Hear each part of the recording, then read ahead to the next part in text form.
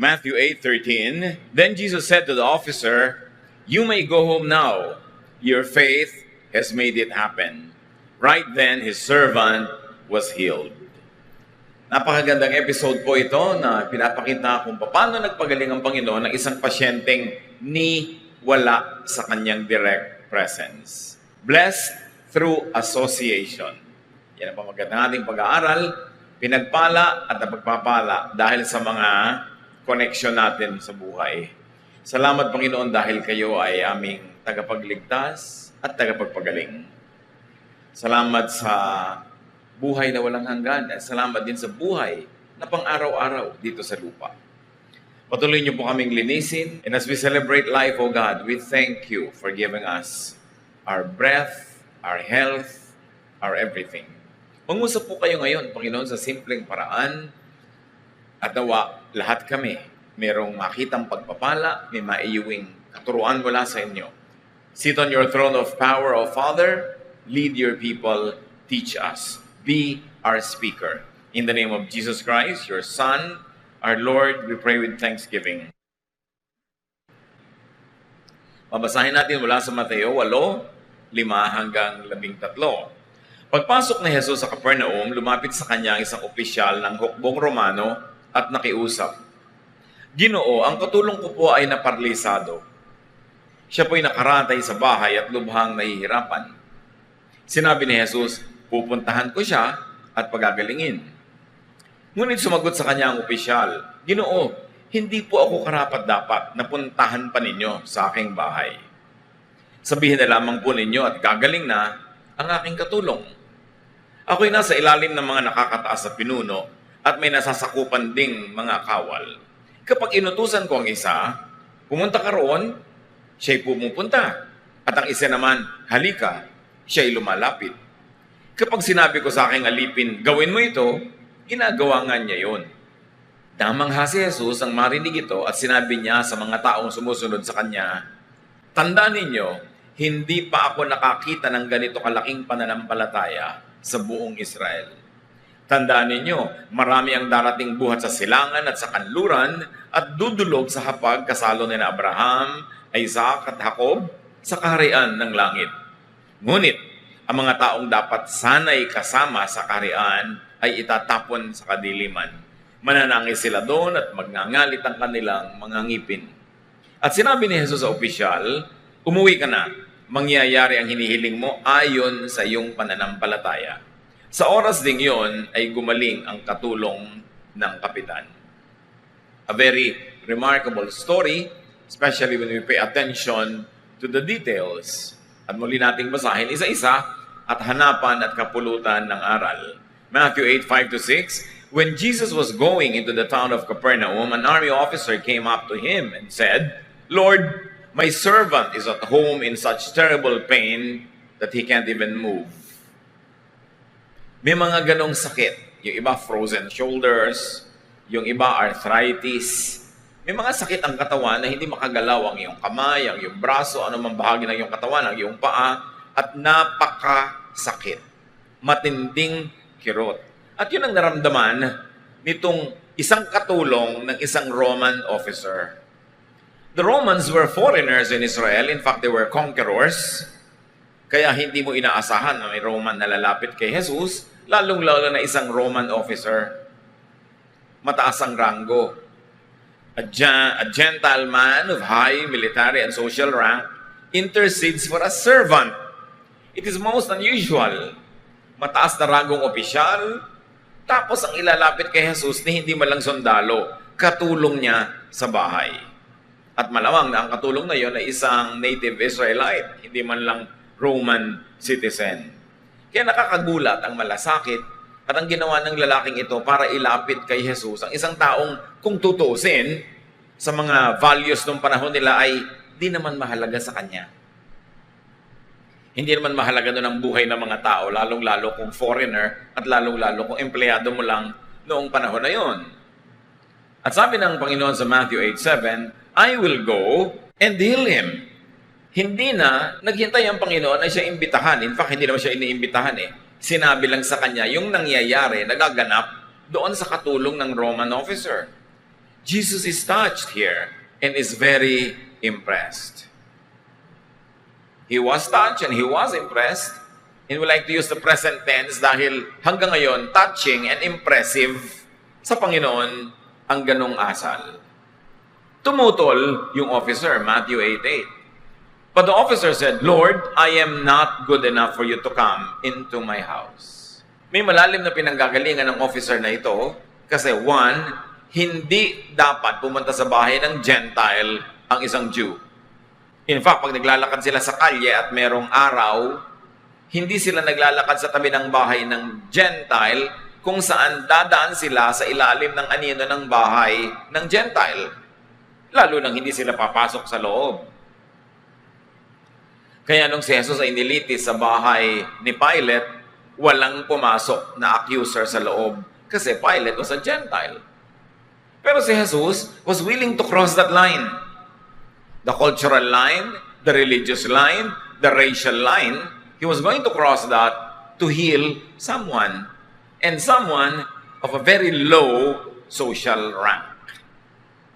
Sabi niya, pupunta ako sa bahay mo. At sabi ng Roman soldier, hindi po ako karapat-dapat na dalawin pa ninyo at pumunta pa kayo sa loob ng aking bahay.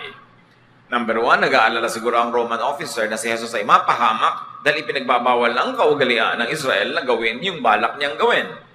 And number two, it is very likely that he really meant what he said. Na hindi mataas ang pagtingin niya sa sarili niya, na hindi siya karapat-dapat puntahan pa sa kanyang bahay. Alam niyo yung pag-iimbita, may sinasabi din yan tungkol sa ating pagpapahalaga sa sarili. Pag may iniimbita ka na isang napakahalagang tao, napakaabala, busy na tao, para pumunta sa iyong event, actually, may mga sinasabi ka doon. One, mahalaga siya sa'yo, kaya mo siya iniimbita. Pero two, mahalaga ka rin sa tingin mo, worthy enough para puntahan ng isang tao, bitawan niya ang kanyang ginagawa, at mag-abala siyang pumunta sa iyong event. Kaya kung minsan yung pag-iimbita, inilalagay mo rin sa lugar dahil ayaw mo naman na ilagay sa alanganin yung isang taong pagbigyan ka lang dahil gusto mong dekorasyon siya sa party mo, gusto mong masabing si ganito at si ganon nasa party ko, naabala naman siya sa kanyang buhay. So itong Roman soldier na ito, or officer in fact, sabi niya, huwag na po, hindi ako karapat-dapat. Lumugar ang Gentile, hindi pangahas. In fact, he was humble. Mababa ang loob. Matthew 5:5, God blesses those people who are humble. The earth will belong to them. Sa kanyang paglagay sa kanyang sarili, sa tamang lugar o sa lugar na hindi presumptuous, hindi proud, na-touch lalo si Jesus. At sabi niya, Matthew 8:8-9, just give the order, and my servant will get well. I have officers who give orders to me, and I have soldiers who take orders from me. I can say to them, go, and he goes. I can say to another, come, and he comes. I can say to my servant, do this, and he will do it. Sabi niya, huwag na po kayo magpunta sa bahay. Mag-utos na lang kayo at masusunod yon. Pagdalingin nyo na po, dito pa lang, huwag na kayong mag-abala pang pumunta. Ako nga po, tao lang. Hamak na tao lamang. May mga opisyal na nakakataas sa akin. Pag nag-utos, sinusunod ko. At may mga tao namang nasasakupan ko, pag inutusan ko, sumusunod. Lalo na kayo. Mag-utos na lang kayo at mangyayari yon. Sabihin niyo na lang pong gumaling na siya at matutupad. So the officer recognizes Jesus' spiritual authority. At bagamat mataas ang ranggo niya sa military, sa gobyerno, sa lipunan, higit niyang pinahalagahan ng ranggo ni Jesus which was spiritual over his social and military rank. Kasabi niya, kung ako sinusunod ng mga nasasakupan ko, lahat ay sakop nyo, susunod pag inutusan nyo, utusan nyo na lang yung sakit na umalis. Matthew 8:10-12. When Jesus heard this, he was so surprised that he turned and said to the crowd following him, I tell you that in all of Israel, I've never found anyone with this much faith. Many people will come from everywhere to enjoy the feast in the kingdom of heaven with Abraham, Isaac, and Jacob. But the ones who should have been in the kingdom will be thrown out into the dark. They will cry and grit their teeth in pain. Sobrang humanga si Jesus sa sinabi ng tao. At hindi lang sa sinabi, dun sa puso na pinagmulan ng sinabi. Sabi niya, alam niyo, sa buong Israel, wala ako nakitang ganitong uri ng pananalig. Darating ang panahon na ang mga ligtas ay makikisalo sa piging doon sa kalangitan, pero yung sanang nandun, mawawala pa. Ang tinutukoy dito ng Panginoon, mga Israelites, na dapat sana kasali pero hindi, dahil hindi naniwala. Sabi niya, kaiba ang paniniwala nitong foreigner na ito. Nahigitan pa niya ang mga taga rito mismo sa Israel. At yung mga dapat sana ay makakasama sa buhay na walang hanggan, itatapon pa sila at magngangalit ang mga ngipin nila dahil sa sobrang pagdurusa, bunga ng pagkakatapon sa kanila. Jesus exclaims in pleasant surprise. He commends the outsider's faith and condemns the insider's lack of faith. Kung may hinahangaan si Jesus, hindi ang talino, hindi ang yaman, hindi ang ganda. Bagamat mahalaga yung mga bagay na yon, pero ang tunay na umaantig sa damdamin ni Jesus, pananalig, matibay at masigasig na paniniwala. At yun ang nakita niya sa lalaki. Matthew 8:13. Then Jesus said to the officer, "You may go home now. Your faith has made it happen." Right then, his servant was healed. Sabi niya, kahanga-hangang pananalig. Kung ganyan naman pala, at naniniwala kang hindi na ako kailangan pang pumunta sa bahay mo, na iutos ko lang ay gagaling ang katulong mo, umuwi ka na, ngayon din gagaling ang katulong mo. At gumaling nga yung katulong na yon, nun ding sandaling yon. The officer got what he wanted because of his faith. Because of his work inspired by faith. Sabi niya, dahil sa pananalig mo, magaganap yan. Hindi sinolo ni Jesus yung credit. Hindi niya sinabing, dahil kaya ko. Pero sabi niya, dahil nananalig ka. In other words, kaya naman talaga ng Diyos. Walang hindi kaya ang Diyos. Pero ano ang pumipigil na maganap ang dapat maganap? Kakulangan ng pananalig. At ano ang nagpapaganap sa pwedeng-pwedeng maganap? Pananalig. It is the faith of the people involved. But what is very interesting here is what kind of faith and who had that faith. Hindi yung pasyente ang may pananalig. Hindi yung pasyente ang lumapit. Si Jesus nilapitan ng amo ng pasyente at dahil sa pananalig ng amo ng pasyente, gumaling yung katulong na may sakit. It's a very interesting twist in how faith is operationalized. Na pwedeng may gumaling kasi ikaw ang may pananalig. Importanteng ministry. Believe first in Jesus' person, in His power, and in His kindness. Pinaniwalaan ang lahat ng ito nung lalaki. Naniwala siya sa katauhan ni Jesus kaya siya lumapit.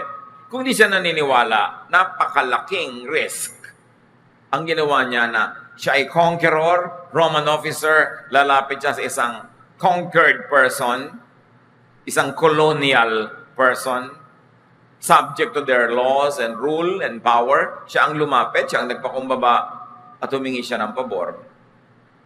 At naniwala siyang kaya naman ni Jesus.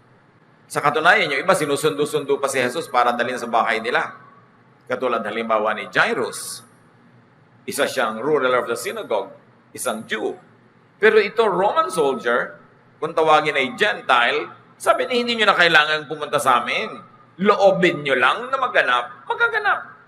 Ganun ang kanyang paniniwala. At naniniwala siyang napakabait ni Jesus, na kahit wala yung gagamutin, maaawa siya at gagamutin pa rin niya.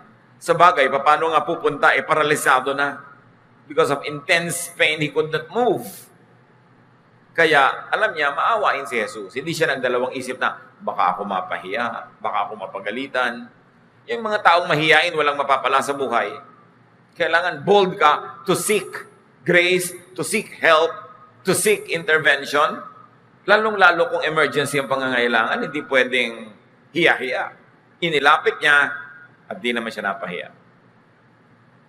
One major lesson here is to believe for yourself. Maraming magaganap sa buhay mo kung nananalig ka. Maraming mapapagaling, mapapalakas. Maraming mga himalang tatanggapin ka kung ikay naniniwala. At ang nakita natin dito sa istorya, isa pang anggulo ng paniniwala, believe for others. Nakikita niyo yung isang Syrophoenician woman na another Gentile. Inilapit niya yung kanyang anak na naglulubhang halos ay mamatay na. Inilapit kay Jesus. Gumaling din ang kanyang anak. You've got to believe for others. Kung minsan meron tayong mga kapatiran na sila lang yung mananampalataya sa kanilang bahay, lalo kang dapat magpakatibay ng pananalig kasi mapagpapala ang iyong sambahayan sa pamamagitan ng iyong paniniwala. Huwag kang magdadalawang loob na ilapit ang mga mahal mo sa buhay. Kahit nga si Paul, sinabi niya sa Corinthians, kayo mananampalataya, ang asawa mo hindi mananampalataya, mapagpapala din siya ng Diyos dahil sa iyo. So ang pananampalataya natin, may epekto sa iba. Your faith could benefit others. Hindi yan para sa sarili lang. Ang siyudad ng Sodom, noong huhusgahan ng Diyos, dapat naligtas kung merong 10 lamang na matuwid doon sa siyudad na yon. Merong ministry ang mga makadiyos at mga makatuwid at mga matuwid. Nadadamay sa pagpapala ng Diyos sa kanila yung mga hindi mananampalataya. Ang kasalanan ng Sodom, kaya siya hinusgahan, was not anything sexual at all. It is a misconception. The sin of Sodom was pride and selfishness. Ezekiel 16:49 says that very clearly. Now, this was the sin of your sister Sodom. She and her daughters were arrogant, overfed, and unconcerned. They did not help the poor and the needy. Yan ang kasalanan ng Sodom. Makasalanan, makasarili. In fact, the men of Sodom wanted to rape the guests in their city, and it was that the sexual act itself that was the point, but the point was their cruelty to foreigners, their unkindness to helpless guests who took shelter in their city. Ayaw ng Diyos na nagsasamantala ka sa mga mahina. Na pwede mong tulungan, di mo tinutulungan, pinagkakaitan mo at pinagsasamantalahan mo pa. At yan ang kasalanan ng Sodom. Nakabaligtaran ng magandang ginawa ng Roman officer. Concerned siya, hindi siya mayabang, hindi siya overfed, hindi siya unconcerned, matulungin siya sa mga mahihirap at mga nangangailangan. Kaya ang Panginoong Jesus humanga sa taong yon. Ang konti ng hinangaan ni Jesus wala nga siyang hinangaan ng mga religious workers and leaders. Madalas pa ang hinahangaan niya, foreigner na naniniwala, at madalas niyang napapagalitan yung mga Israelites na Israelite na nga sinayang pa, hindi pa naniwala. Hindi ko mo Israelite ay ligtas, hindi ko mo Israelite ay blessed. At nabasa natin dito, sabi ni Jesus, doon sa piging sa kalangitan, yung mga dapat sanay nandun, hindi makakarating. Itatapon sila sa dilim at magngangalit ang mga ngipin nila sa pagturusa doon. Hindi pwedeng claim to fame and claim to salvation and claim to eternal life ang nationality or race. Personal faith ang mahalaga. At ang personal faith na yun, pag nasa puso ng sino man, Roman soldier man siya, foreigner man siya, Gentile man siya, hindi yun against the person. It is the faith. And the faith of this foreigner made the miracle happen. The miracle is always doable as far as God is concerned. What stops it from happening is the lack of faith of people who should either receive it or who should intercede for others who needed it. Kaya napakahalaga ng prinsipyo ng kwento. Believe, pray, and be righteous for others. Be righteous for yourself, yes, but also be righteous for your spouse. Pagka ang iyong asawa hindi mananampalataya, doblehin mo ang kabanalan mo para hati kayo sa benefit. Ganon din, you should be righteous for your child. May mga anak ang pasaway, may mga anak ang ayaw mag-aral ng salita ng Diyos, gumagawa ng mga mali. Lalo kang magpaka-tama sa buhay para yung kabanalan mo, hati kayo ng anak mo. Be righteous for your parent in case that is your parent who is not a believer or who needs the benefit of intercession by someone who believes. Be righteous for your brother or sister, for your friend, for others. Napakahalaga nun. At may lesson dito, yung katulong na ito na naparalisado dahil sa hirap ng kanyang paggalaw, paano kung ang amo niya hindi mananampalataya? Nanigasgas siya. Baka ikinamatay na niya yon. Get blessed through association. Kaya nga yan ang title natin. Mamamasukan na rin lang kayo doon na sa mananampalataya. Makikipagkaibigan na rin lang kayo doon na sa mananampalataya. Makikipagnobyo ka na rin lang. Makikipagpartner ka na rin lang sa negosyo doon na sa mananampalataya because you can get blessed through association. Yun ay kung may choice ka. Anong mahihita mo kung yung kasama mo, partner mo, pinapakisamahan mo, hindi mananampalataya, walang pananalig. Mailalapit ka ba noon sa Diyos? Ikaw yung mga ilangan. At papakinggan ba siya? Kaya ang sinabi, your faith has healed your servant.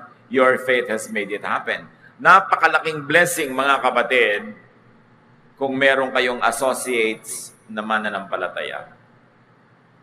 Kung ang inyong employer o employee, kung ang inyong kaibigan, ang inyong kasintahan ay mananampalataya. At kung hindi sila mananampalataya, pag-ibayuhin ninyo ang inyong kabanalan para for your sake, mabless sila. In that case, you are not the recipient of the blessing, but you are the dispenser or the channel of blessing. Kasi meron kayong ministry na ilapit sila sa Panginoon. Huwag kayong panghinaan ng loob kung may matagal na kayong inilalapit, ipinagdarasal, parang wala pang bunga. Just keep on praying, just keep on believing, and keep on staying righteous. James 5:16, the prayer of a righteous person is powerful and effective. Kaya mission natin, mga kapatid, na magpakabanal, maging makadiyos, maging matuwid, para pag nanalangin ka para sa asawa mo, anak mo, kapatid mo, partner mo sa buhay, madinig ka ng langit. At kung may ilapit ka sa Panginoon para pagalingin, gumaling kahit sila hindi lumalapit. It is a ministry. Righteousness is a ministry. May mga ministry na pagkanta, pagtugtog, may ministry na pagpipreach, pagtiteach, pero lahat tayo pwede sa ministry na ito. Be righteous. So that when you pray, the prayer of your righteous self will have effective powers. Because the faith of a righteous person moves the hand of God. Magandang ministry yan. Pag natutukso ka na magkasala, bumigay, teka, pag na-disqualify ako mag-pray, pag na-disqualify ako na lumapit sa Panginoon, kawawa naman yung mga pwede kong ilapit. Kasi sino maglalapit sa kanila sa Panginoon? Kaya mas napapaligiran ka ng mga taong hindi godly, dapat ka lalo magpaka-godly para sa kanila. Para meron silang pagpapalang makamit pag inilapit mo sila sa Diyos. So be a servant to a person of faith. Hindi naman mahirap makita yung lesson eh. Be a friend. Be a companion to a person of faith and ministry. Pag ikay nakikipagmabutihan, nakikipagtulungan, tumutulong, sumusuporta sa isang taong may pananalig at naglilingkod sa Diyos, napakalaki mong kapakinabangan yon. Get blessed through association. Kaya ang sabi ng Panginoon mismo sa Mark 9:41, and anyone who gives you a cup of water in my name, just because you belong to me, will surely be rewarded. Kausap ng Panginoon ng kanyang mga disipulo, Maski isang basong tubig lang ang iabot sa inyo. At iniaabot dahil kayo'y mga lingkod ko, siguradong sila ay may gantimpala. Siguradong sila ay pagpapalain. Huwag mag-atubili na gumawa ng mabuti, mag-abot ng isang basong tubig o ano man ang kahulugan nun sa ating buhay, ano man ang kaya nating iabot. Huwag mag-atubili dahil sabi ni Jesus, hinding-hindi mababaliwala ang mga kabutihang ginagawa ni numan sa aking mga lingkod. Gagawa na rin kayo ng mabuti, lalo't very limited ang inyong resources. Abay, mabuti na gumagawa kayo ng mabuti doon sa mga lingkod ng Diyos. Although, mabuti rin magbigay kahit kanino. Huwag yung matulungin. Pero ang pangako ni Jesus, hindi babaliwalain ang anumang pagbibigay ng tulong sa kanya mga lingkod. So, be blessed through godly association. Be blessed through godly giving. Be blessed through godly connections. And on the reverse, avoid curses through ungodly association. Kung pwede ka mapagpala dahil konektado ka sa makadiyos, pwede ka namang makatanggap ng sumpa dahil konektado ka sa hindi makadiyos. Dapat pinipili. 1 Corinthians 15:33, do not be misled. Bad company corrupts good character. Huwag kayong magpadaya. Pag pangit ang mga kasama mo ang ugali, pag masasama ang kasama mo, madadamay ka. Marurumihan ka rin. Kaya dapat pinipili. Do not serve in an ungodly enterprise. Ang lakas na ipinapahiram sa atin ng Diyos, huwag niyong isusuko, ipapahiram, ipapagamit sa kasamaan. And very importantly, be a blessing to your associates. Kung kayo'y may mga empleyado, mga tauhan, mga kasamahan, be a blessing.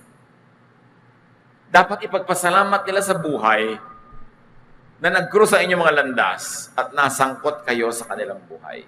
Dapat blessing tayo sa kapwa, hindi curse. Dahil sumali tayo sa buhay nila, gumaan ang buhay nila, naliwanagan ng dilim, naituwid ang liko, napagaling ang sakit, naitama ang mali dahil nandun tayo. May ministry ang bawat isa. And in this particular story, it was even a Roman soldier. How ironic. But it means that God can use anybody who likes to submit herself or himself to God. Ano man ang gender mo, ano man ang race, ano man ang katayuan mo sa buhay, kung gusto mong maging blessing, magiging blessing ka sa kapwa. At hinahangaan ni Jesus, yung taong hindi naman siya ang nangangailangan, pero lumalapit para sa iba. The ministry of interceding for others is a great ministry that touches the heart of Jesus. Aming Diyos, turuan niyo kami kung anong lesson para sa aming mga pribadong buhay. Kami ba yung Roman soldier and officer na pwedeng lumapit sa inyo para sa ibang nangangailangan? O kami ba yung empleyado niyang na-bless dahil napasama siya sa isang amo na makadiyos? Turuan niyo kami na laging mamuhay ng may kaayusan, kabanalan, at nasa ganon, lagi kaming qualified to pray for others and even for ourselves. At turuan niyo kami, Panginoon, ang aming relasyon sa inyo, maging gabay, maging dahilan para marami pang taong mabless.